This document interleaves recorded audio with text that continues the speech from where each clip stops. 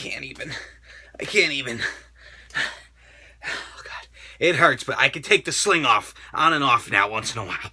What's up, everybody? It's Grim, your YouTube Wrestling Figures heavyweight champion, and I can't believe what we just witnessed at WWE Battleground 2015! What the fuck are you doing? Came crawling out of your rocking chair many months too early! It's not WrestleMania yet! You ruined it! He ruined the whole thing, but he's the Undertaker! How can we be mad at him? People were pumped! Undertaker! Everybody's super excited, but what I don't understand is he attacked Brock Lesnar. Which I guess makes sense because Brock Lesnar ended the streak a year and a half ago. But you're a year and a half too late! What do you have, Alzheimer's? Did you fucking forget? How come you didn't interfere at the WrestleMania? He could have cost Brock the belt there and Roman could have taken it. He was champ! You were nowhere to be found! Now all of a sudden, he's a good guy! Everybody cheers for him! How do you kill the momentum of the biggest guy you got going in the business today? But the Undertaker attack him! What do you guys think of this? Leave it down in the comments below. It was one of the biggest fucking mind fucks of all time. And what happened to Rollins? I think the son of a bitch shapeshifted into the Undertaker. Mind blown. Seth Rollins is a shapeshifter, shapeshifted into the Undertaker. The match had no ending. Apparently, officially in the books, right? Rollins gets disqualified. Brock Lesnar won the match because he was attacked. When the Undertaker got him in the chokeslam, this was his face. Ah! And that was the end of that. I don't know. There's so much other shit that happened on this pay-per-view. And you want to know something? Bray Wyatt and Roman Reigns, they fought. And everybody thought that Sting was going to show up. We heard the crow sounds in the promo trailer. It was just to throw us off. Where the fuck was Sting? Nobody knows. But there was an attack at the end of the match. A guy dressed in black attacked Roman Reigns. And then Gay Wyatt gets the win. I called on top of him, the new face of queer, baby booster bitch. Just beat Roman right. The bastard with the smelly garbage beard wins the match. But who was the asshole donned in black? He reveals himself immediately. Not to be Sting. It was Luke Harper. People were pissed. They wanted Sting. But then people were like, oh, no, wait a minute. This is cool. This makes sense. We want Luke Harper back with Bray Wyatt. It was exciting to finally see the fucking Wyatts back together. They never should have took them apart in the fucking first place. Failed it. Nailed it back.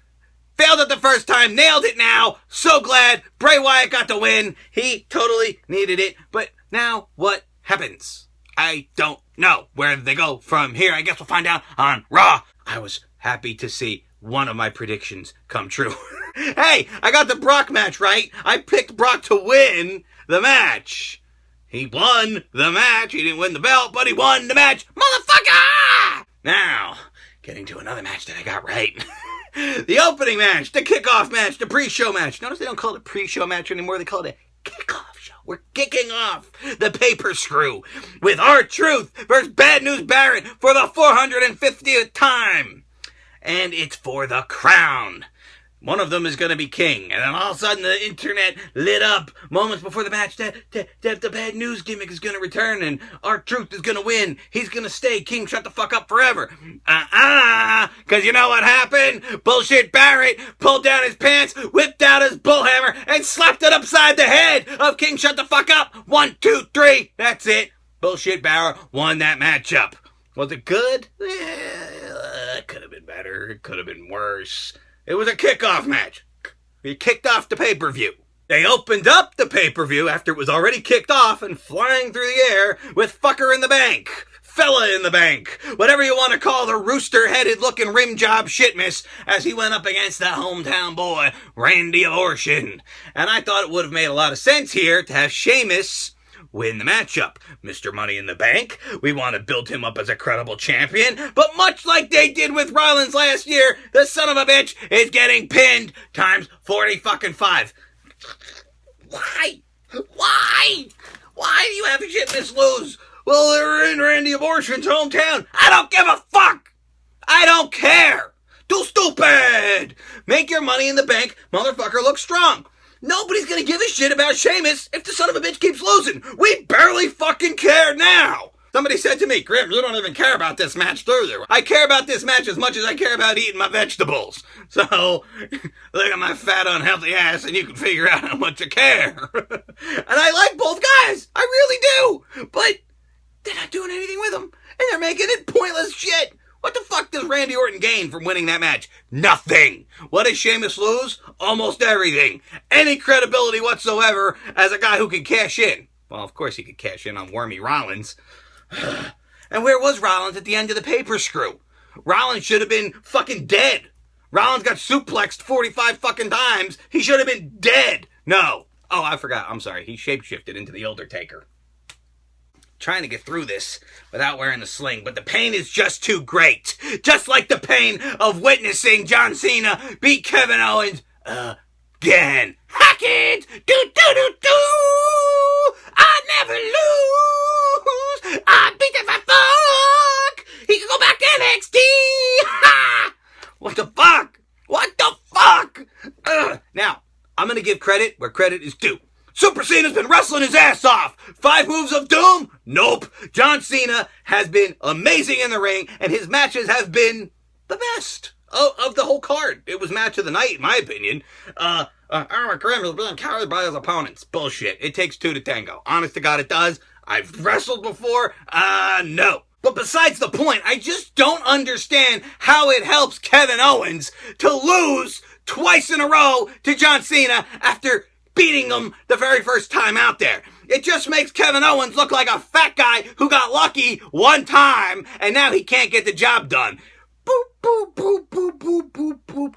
Lowered the fat fucker right down the card. I just send him back to NXT for a year. Let us forget about him. And then bring him back and maybe he could beat John Cena a couple times and at least look credible.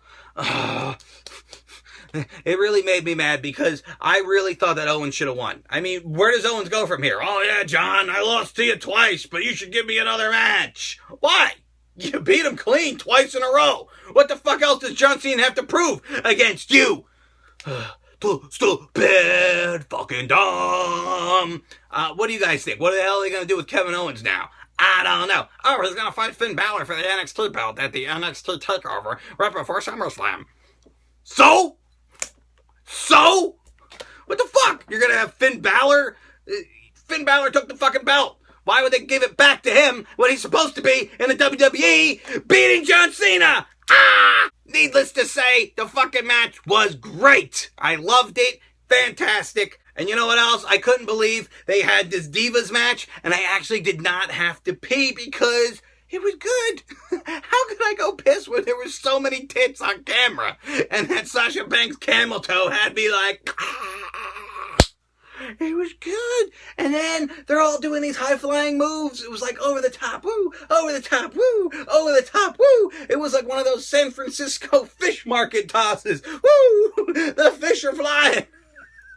It was a fucking fish market flop match. And I thought it was fantastic. I especially liked Brie tapping out. Going in Brie mode. Tapping out. She tapped out to Charlotte's figure 8.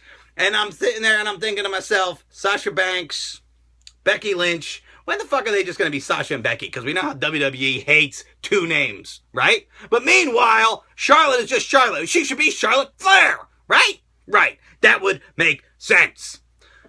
Primetime players, they beat the New Day. And the most entertaining thing about this match was Xavier Woods running around talking about tricep meat and worst leg drop ever. And he was being funny as fuck out there. And I was enjoying the shit out of it. And I was like, all right, Xavier Woods, you are nailing the fuck out of this. It's funny. And it was a decent match. Primetime players retained the tag belts. They had a terrible segment with the homosexual Sith Lord, The Miz, running his fucking mouth about how he was supposed to win the Intercontinental title. A human fart. That's what The Miz is. So I had to fart in his honor. That was for you, Miz. Running his mouth about how he should have won the Intercontinental title, but Ryback had to get injured, excuse after excuse, blah, blah, blah. And then he talked about how the Big Show hasn't shown up since the Attitude Era.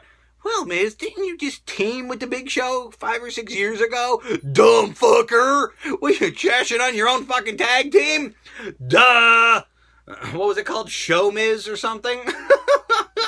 Anyhow, Show Miz was shit. And The Miz just admitted to it. So out comes the Big Show. The Miz is like, you should retire. I've been saying that for like a fucking year and a half. Now everybody's on the Big Show should retire bandwagon. You're welcome. Here comes the big fat fuck of the Big Show. That's it. No more Miz. Punch that fucker right the fuck out. So what did you guys think of Battleground? I thank you guys for watching my reaction. And please like this video, leave a comment, subscribe for more Grim Out.